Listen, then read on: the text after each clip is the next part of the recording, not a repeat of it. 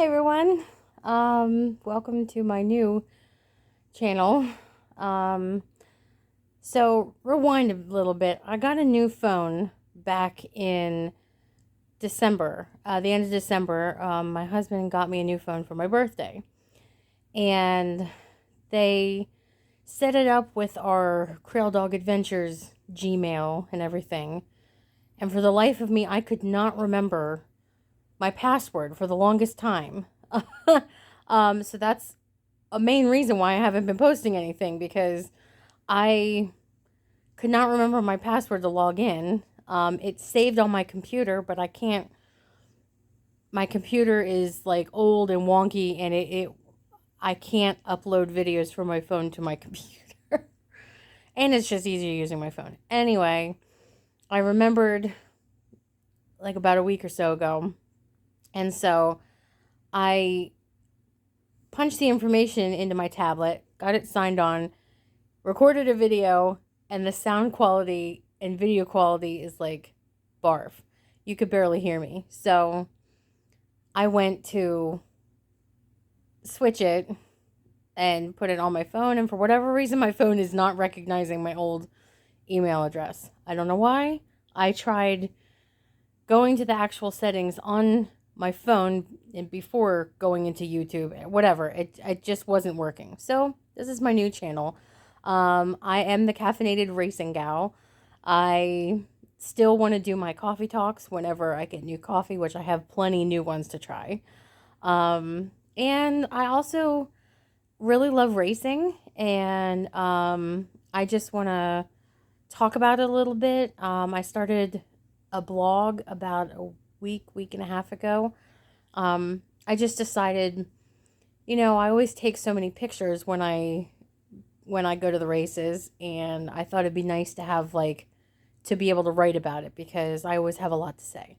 So that's sprintcarfanatic.wordpress.com if you ever want to read about who my favorite drivers are and every racing experience we have. And I just kind of recap whenever we go to the races, and when there's not a race, I'll post something about racing. So I enjoy it. I love writing, but I want to get back into making YouTube videos. And now that I had to create a new account, unfortunately, but at least it'll work this way. So anyway, that's enough about that. So 5 months ago, I had made a post, and I was talking about my anger issues and coming into a new season spiritually. There's a lot of really good things that have happened in the last 5 months. One of them is I have gone to the doctors and it's confirmed I am going through perimenopause. I do still have hot flashes every now and then. They're not running rampant yet, thank goodness, especially since it's summer now.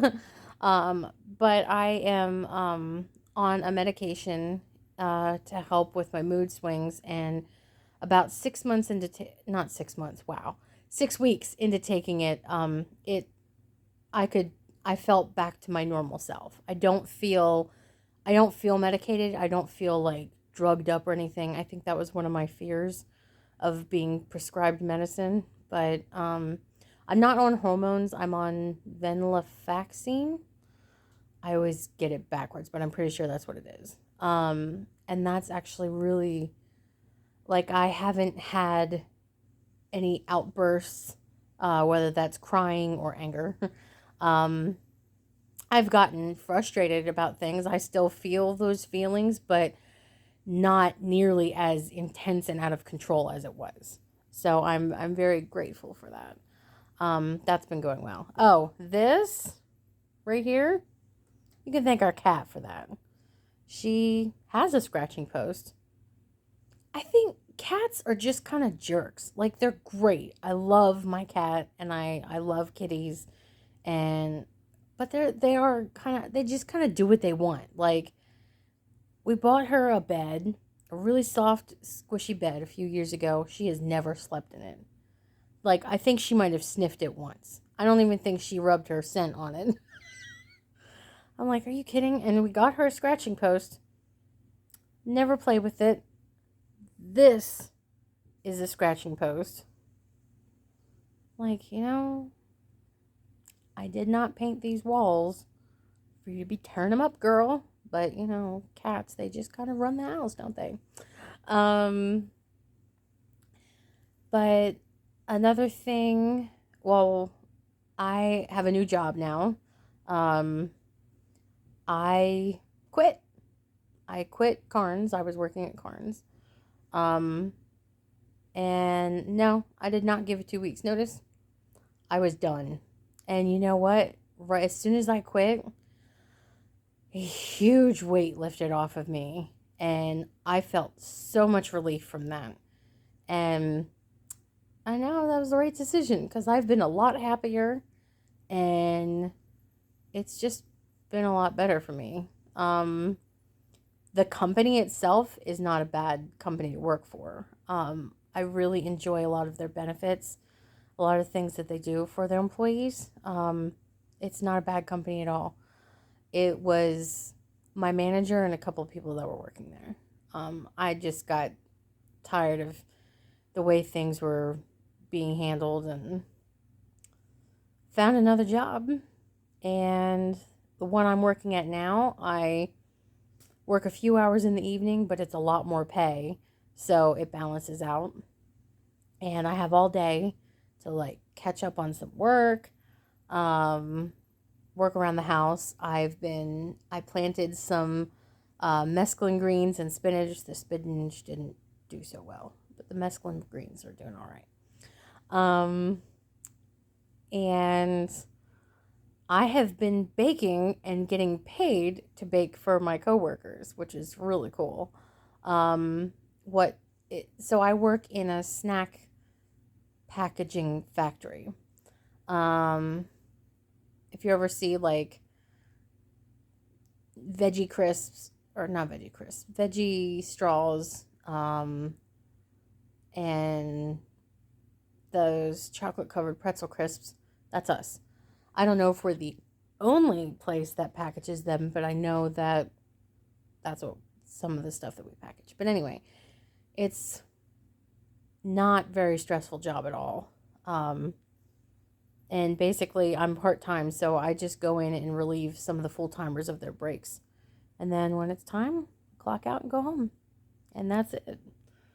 But the one girl gave me, they had extra bags the one night, and she gave me hers because mine was taken for whatever, a different reason. It's a whole long story. It's not worth it. But anyway, as a thank you to her, I was like, are you sure? She's like, yeah, go ahead, take it. And I was like, oh, okay.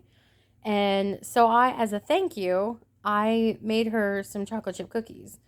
And she shared them. She ended up sharing them with some of her coworkers, and one of the ladies came up to me and was like, do you sell your cookies? I was like, yeah. And she's like, do you sell anything else? I said, yeah. And so she wanted me to make a list of everything that I sold and how much it is. And so I did that, and she passed it out, and I've gotten over $200 in orders so far since, I want to say, April. So in April and May. That's pretty awesome. So I have the time now to do that. And I teach voice lessons. So it's just really opened up so many opportunities. Plus, it's covering all of my monthly expenses and then some. So, in general, I'm just a lot happier and a lot less stressed out.